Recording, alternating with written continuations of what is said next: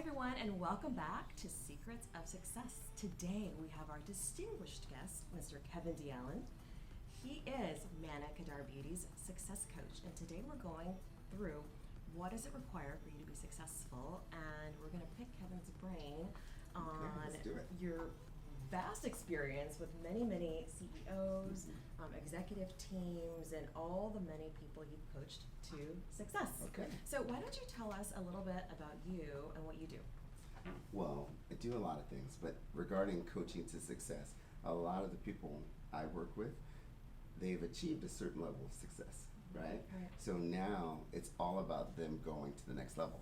So what we do is we talk a lot about where their strengths are, what triggers their stress behavior, how to get away from stress behavior, and how to just flat out crush it. Crush it. We want to all crush it. So let's talk about what you call superhero traits.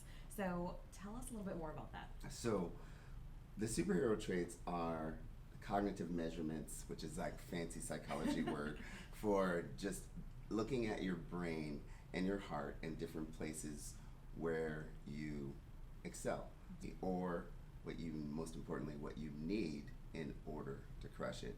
And then the other one is what I call the kryptonite, which is your stress behavior, which is what happens when your needs are not met. It's really important because I think identifying your superhero traits is more than I like math. You know, it's like, well, if you like or have a natural inclination to do well at math, that doesn't mean that you should go be a CPA. Like, what do you, you know? No, 100%, yeah. So by identifying these other ancillary interests, then you really develop and cultivate that pathway to success. 100%. So, a lot of people go to what they're good at, say like you said, math, but they may not be interested in math. So the key is to create the Venn diagram of where your true interests are and where your aptitude is, what you're good at, and then whatever's in the middle, that's where you're likely to succeed. Yeah. Kevin is great in that he has helped so many of us, at my company at least, just recognize what our superhero traits are, and then really in what direction we're going to perform best. Right. Not just perform best, but also that's in alignment with what your true interests are. Obviously, you coach a tremendous amount of very successful people. What do you find yourself coaching these people on? One of the a lot of things we talked about, which is understanding superhero traits, working in those, outsourcing what you're not, what's not that. So even if you're good in numbers, right, which you happen to be really good in numbers, but it would be a disservice to the organization for you to be doing that. Sure. Right? So that's why we bring in somebody else to do the numbers, right? Yeah. And you can obviously read them and do all those things. So staying in that Venn diagram that we talked about of interest and aptitude.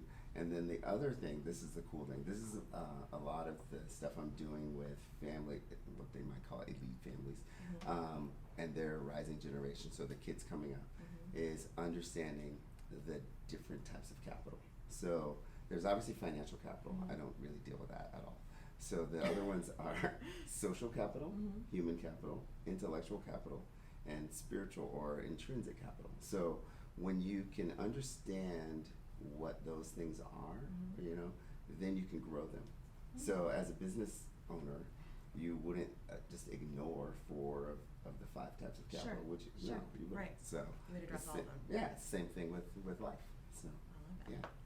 So people are tuning in to understand, you know, what can they do to be more successful? What are some traits that you find consistent with people that are successful?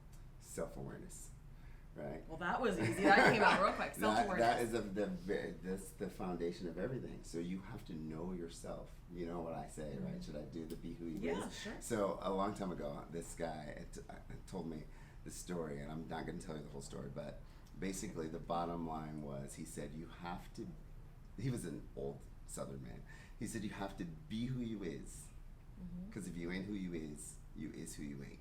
So that's the foundation of everything. If you know who you are, if you know your true and natural talents, then you can start doing something with them.